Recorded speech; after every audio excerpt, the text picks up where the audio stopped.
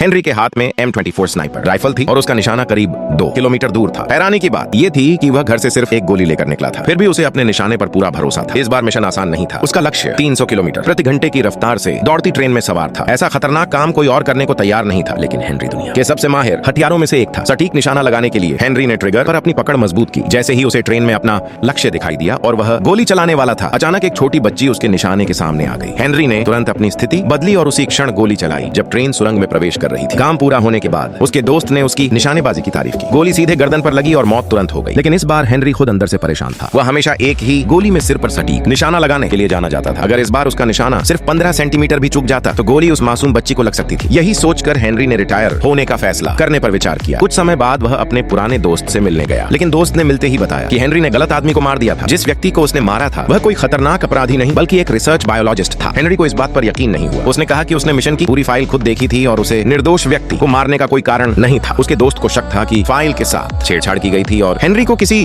ने अपने फायदे के लिए इस्तेमाल किया था। लेकिन दोनों को यह नहीं पता था कि उनकी पूरी बातचीत CIA के एक अंदरूनी एजेंट द्वारा निगरानी की जा रही थी। हेनरी के वहां से जाने के कुछ ही समय बाद उसके दोस्त की गोली मारकर हत्या कर दी गई और उसकी लाश समुद्र में फेंक दी गई। उसकी पत्नी भी नहीं बच सकी। उधर हेनरी गहरी नींद में सो रहा था, तभी उसके फोन के अलार्म ने उसे जगा दिया। किसी ने उसके घर के आंगन में घुसपैठ कर ली थी। CIA के हत्यारे उसे मारने के लिए वहां पहुंच चुके थे। हेनरी ने बिना समय गंवाए बेसमेंट का दरवाजा खोला, अपने हथियार उठाए और दुश्मनों का सामना करने के लिए तैयार हो गया।